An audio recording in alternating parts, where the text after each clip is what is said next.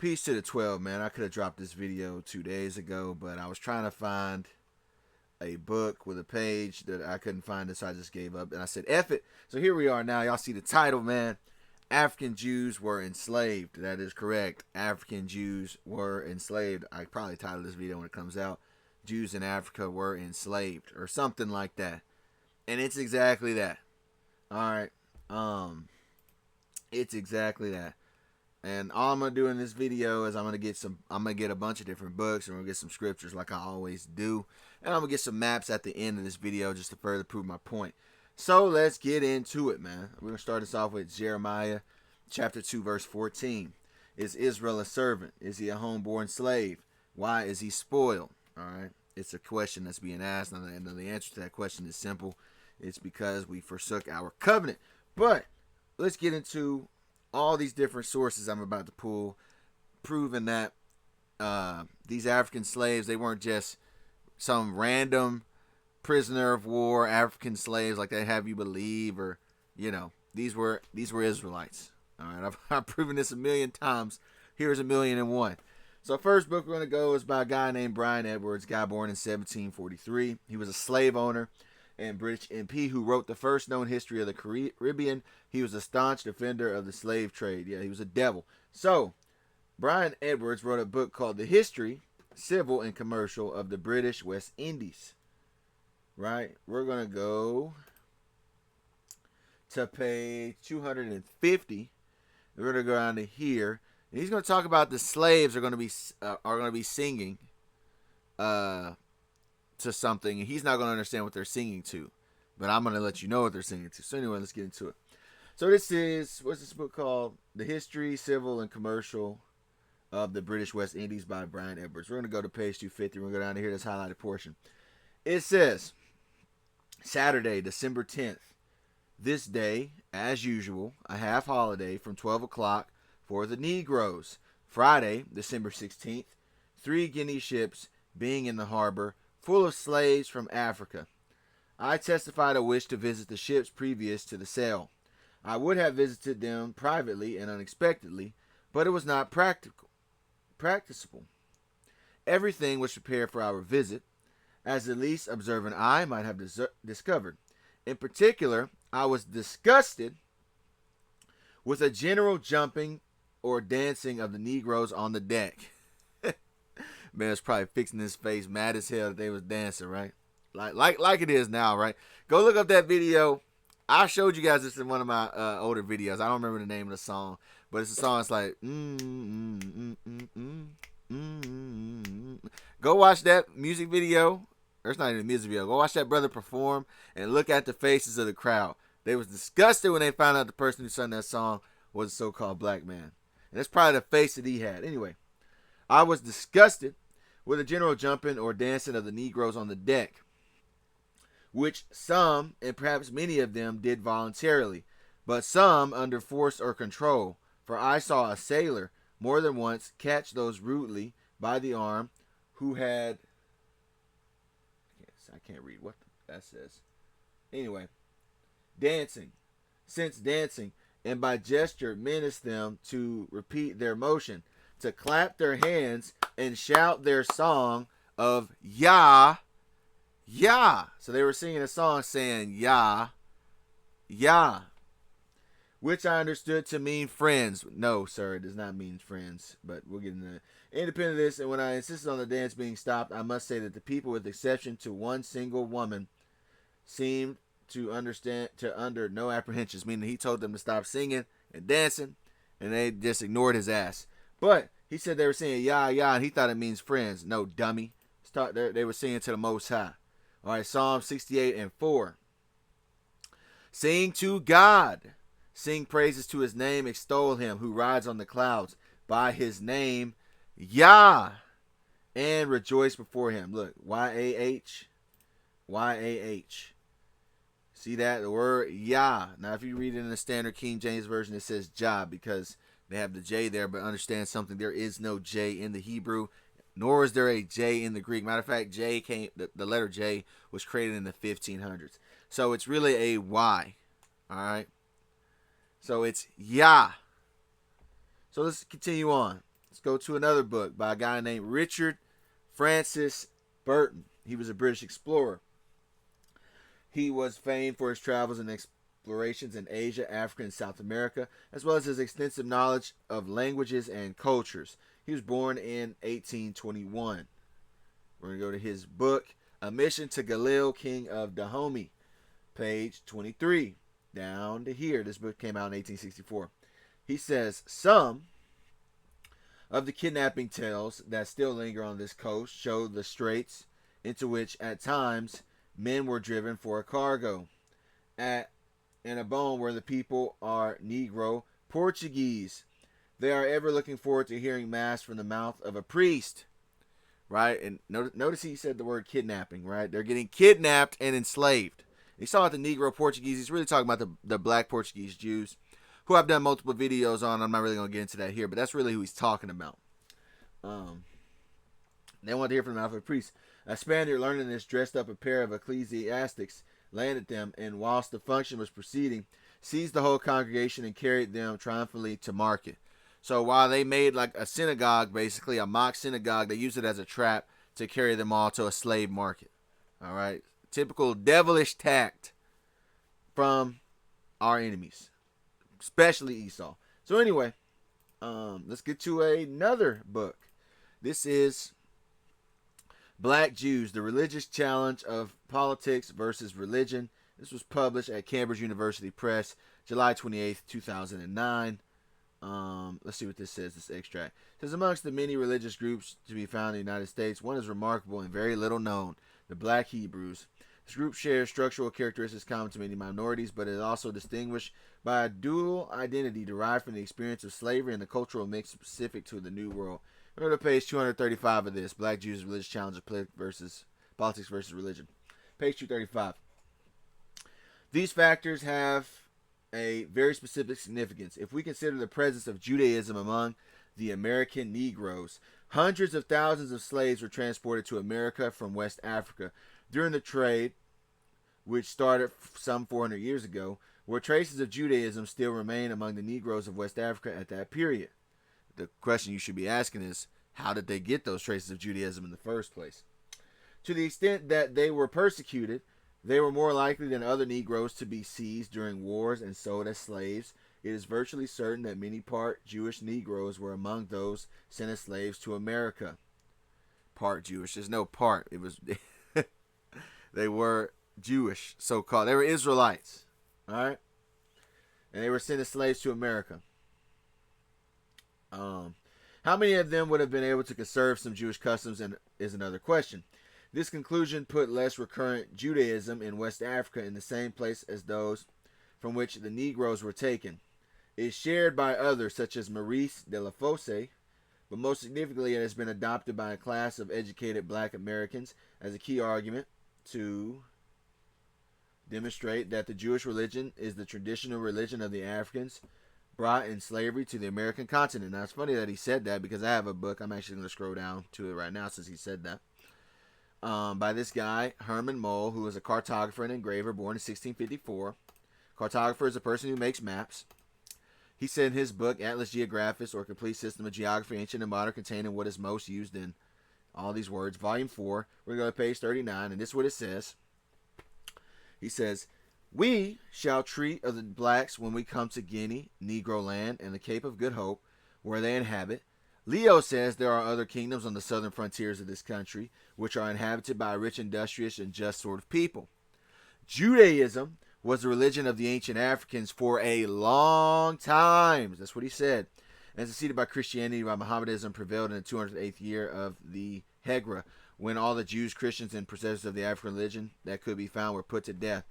Yet in process of time, the incessant quarrels made them neglect Muhammad's law and revolt from the Caliph of Baghdad, from which they were severely punished by Muhammad caliphs, who caused all their books to be burnt on suspicion that the knowledge of arts and sciences prompted them to contemn Muhammad's law. So a lot of reasons why our people that are still over there who are Israelites are Muslims today is because those damn our enemies, once again, the Ishmaelites and their religion, they destroyed our books, they burnt our books, they killed our people that were practicing our Judaism practices, and that's how it happened. But anyway, let's go back into it. I only skipped ahead to that because this guy brought that up, where he said that the Jewish religion is the traditional religion of Africans brought in slavery to the American continent. Let's go to the next one. This is a book by a woman named Lenora E. Burson. It's called The Negro and the Jews. This story of historic alliance of two groups since the 1800s, right? So, we're going to go to page 212 of this book, The Negro and the Jews by Lenora E. Burson. It says, Negroes' claim to be Jewish is legitimate. The land of Israel is located in Western Asia and borders on North Africa. All the native inhabitants of that region were non-white. When Spain expelled its Jews in 1492, many of them went to Africa. It seems probable that some of them were brought later to America as slaves. The spirituals never sing of African rivers. It's always the Jordan or the Red Sea. They don't sing about African chiefs or kings. It's David or Moses or some other Jewish characters from the Bible. Absolutely. That's why you have that song, Swing Low, Sweet Chariot. Swing Low, Sweet Chariot is an African-American spiritual. That's talking about the chariot that carried off Elijah, right? In 2 Kings 2 and 12, right? Chariot of Israel. All right, another song is Kumbaya. Kumbaya literally means come hear God. That song, Kumbaya, where people say that means come hear God. Notice it says Kumbaya. What were those Africans singing? They were saying, Yah, Yah, because that's another word for God, right? It says that in Psalm 68 and 4. So let's, anyway, let's continue on. Let's get to the biography of an African slave by the name of Olaudah Equiano, who was born in the 1700s, and he died in 1797. Olaudah Equiano wrote a book called The Interesting Narrative of the Life of Olaudah Equiano, written by himself. Who was Olaudah Equiano? He was a writer and abolitionist. He came from a village in modern southern Nigeria. He was enslaved as a child in Africa and shipped to the Caribbean and sold to a Royal Navy officer. So let's go to his book, The Interesting Narrative of the Life of Olaudah Equiano. We're going to go to page 20. He's basically about to lay out all the Jewish practices, so-called Jewish practices, that his tribe was keeping before they were captured and enslaved. So, page 20.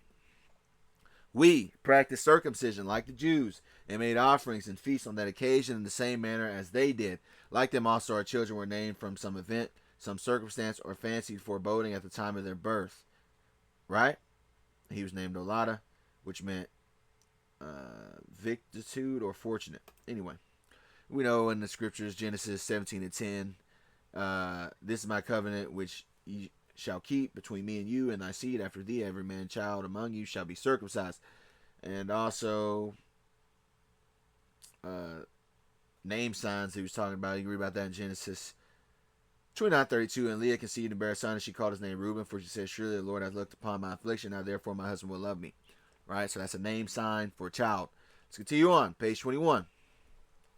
I have before remarked that the natives of this part of Africa are extremely cleanly. This necessary habit or decency was with us a part of religion, and therefore we had many purifications and washings, indeed almost as many, and used on the same occasions, if my recollection does not fail me, as the Jews. Those that touched the dead at any time were obliged to wash and purify themselves before they could enter into a dwelling house. Every woman, too, at certain times was forbidden to come into a dwelling house or touch any person or anything we eat. Right? I was fond of my mother, so I could not keep from her or avoid touching her as some of those periods, in consequence of which I was obliged to keep out with her in a little house made for that purpose till offering was made, and then we purified. Though we had no places of public worship, we had priests and magicians or wise men. Right? So we go to Numbers 19 and 11. All these things he said, they're biblical. Numbers 19, 11 through 12. He that touches the dead body of any man shall be unclean 7 days. He shall purify himself with it on the third day, and on the seventh day he shall be clean. But if he purify not himself the third day, then the seventh day he shall not be clean. So that's when you touch the dead, the purification. It talks about the woman that goes through her menstrual cycle, Leviticus 15 and 19. And if a woman have an issue, and her issue in her flesh be blood, she shall be put apart 7 days. Whosoever touches her shall be unclean until the even. And everything that she lieth upon in her separation shall be unclean. Everything also that she sitteth upon shall be unclean. And it goes into that really in detail, 19 through 30. But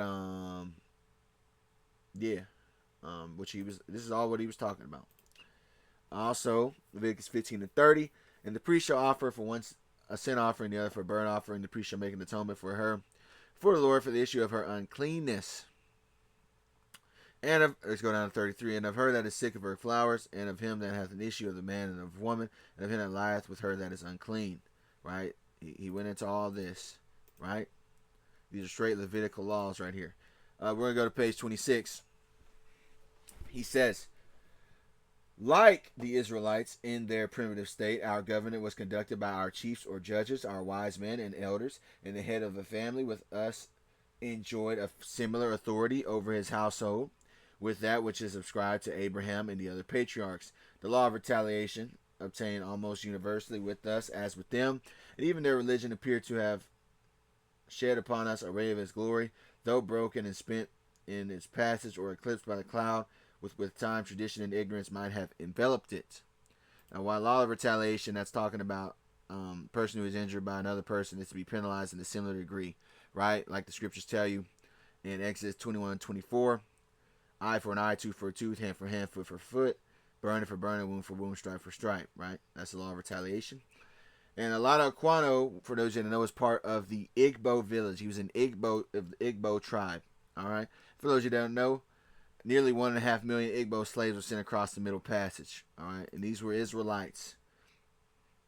All right, you look at this: the lost Jews of Nigeria, Igbo people, spelled Igbo, Hebo, Iboans, Igbo. All right, ethnic group in Nigeria, and they were all throughout that slave trade. All right, now let's go to a French geography book that also speaks on African Israelites. It's called Society Geography Bulletin 1890. You'll see it right here. And we're going to go to page 272 of this. It's written in French, but I translated it. So it says right here. Wida.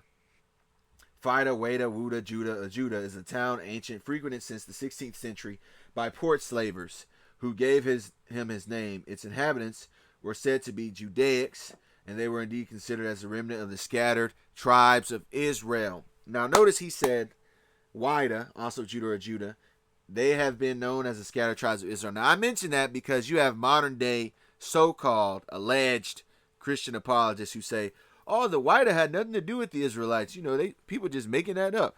You have a guy right here in 1890 who says that it did.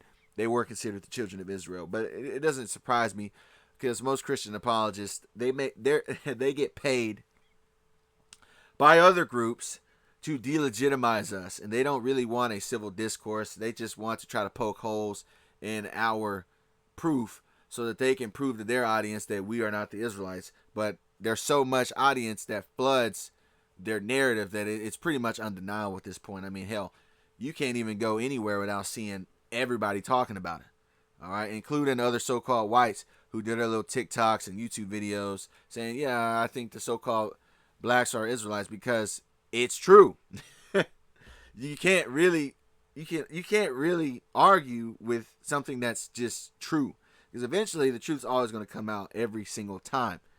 But nonetheless, let's continue on. Kingdom of Wida, Judah, Wuda, Judah, Yoruba, was a kingdom of the coast of West Africa and the now Benin. Major slave trading area which exported more than 1 million Africans to the United States, the Caribbean, and Brazil, before closing its trade in the 1860s. I even have a charter that has the children of Judah traveling to the Americas as slaves. This was written by two historians, Arnold R. Hirsch, born in 1949, and Joseph Logsdon, born in 1938. They were both American historians. They wrote a book called Creole New Orleans, Race and Americanization by Arnold R. Hirsch and Joseph Logsdon. As you can see already right here, it says Judah, Wida, right? 1719, 200 number of slaves. Judah, Wida.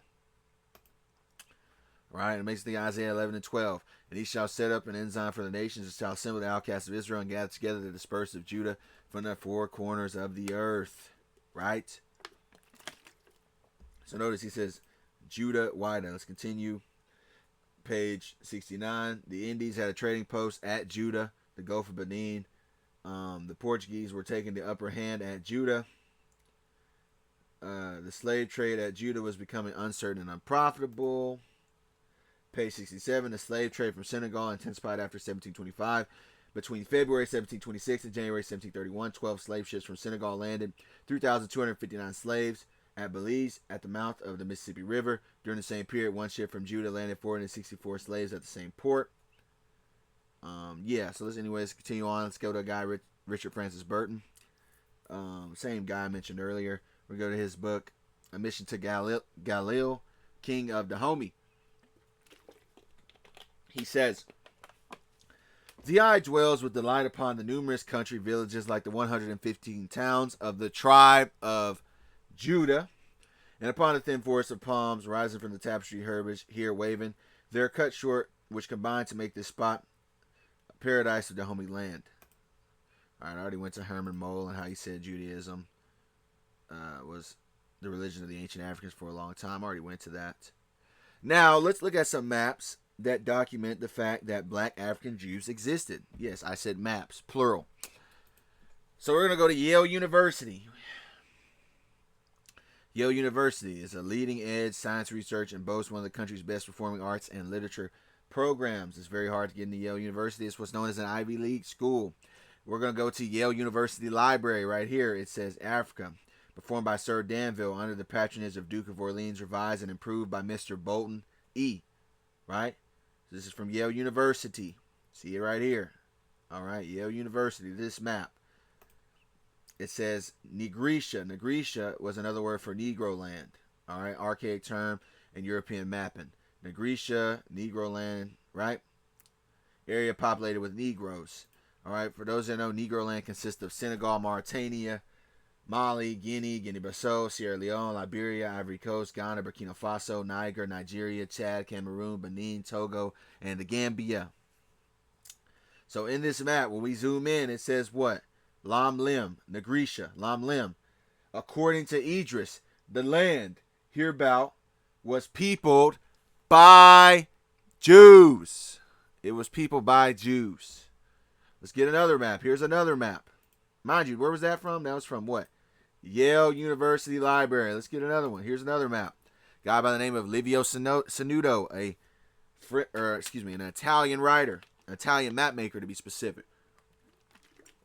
Livio Sanudo was born in 1520. He was the son of an eminent Venetian senator. Early age, he became interested in cosmography. Blah, blah, blah. Anyway, we're going to go to his book, Africa Tabula 12, 1588. It was reprinted in 1889. Right here, it says Judarum Terra. You can't see it, but I'm going to zoom in. Mind you, this map was made in 1588. It says Judarum Terra, right? The I is really a J and the V is really a U. This is written in Latin, right? So it's J-U, Judarum Terra, all right? To prove that, look, it says, in the medieval period, the V and the U and the I and the J were interchangeable. So it says Judarum Terra, which translates from Latin to English, Judarum Terra, land of the Jews. Mind you, this is a map from 1588. Terra Judarum, land of the Jews, English to Latin. Right? In 1588, the Jewish state of Judarum Terra in Africa was described. Here's another map. It's from the Library of Congress. Library of Congress provides Congress with objective research to inform the legislative process. Right? It's a great resource for scholars and researchers. The Library of Congress is. We're going to go to the Library of Congress right here. On this map, a new and accurate map of Negro land in the adjacent countries. Also Upper Guinea, showing the principal European settlements, distinguishing belong to England, Denmark, Holland. Sea of rivers being drawn from the surveys and the best modern maps and charts, and regulated by Aston. Observes, right? Library of Congress. As you can see, it says Negro land right here. Right? You have this guy, E. Bowen. I mentioned him earlier. Right? Library of Congress. We're going to zoom in. Negro land. Down here, it says Kingdom of Judah, Wide Slave Coast. So, yeah, it's undeniable, man. You know, like I said, I was looking for another book. I couldn't find it. If you brothers have any books, you can go ahead and put in the comments. Please put it all in one comment.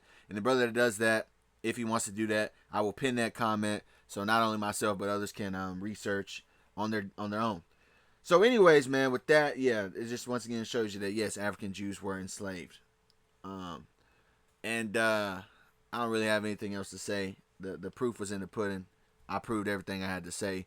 So with that, once again, I say peace to the 12. I want to give all praises, honor, and glory to the Heavenly Father, the Most High, Yahawah, in the name of His only begotten Son, yahawashi. Yahawah is the name of the Heavenly Father, who the world commonly calls God, and yahawashi is the Savior of the nation of Israel, who the world commonly calls Jesus Christ. I want to say shalom, which means peace to you people. Listen, learn, you brothers, in His word, truth, sincerity, and to you elders. So doing this thing before me, man.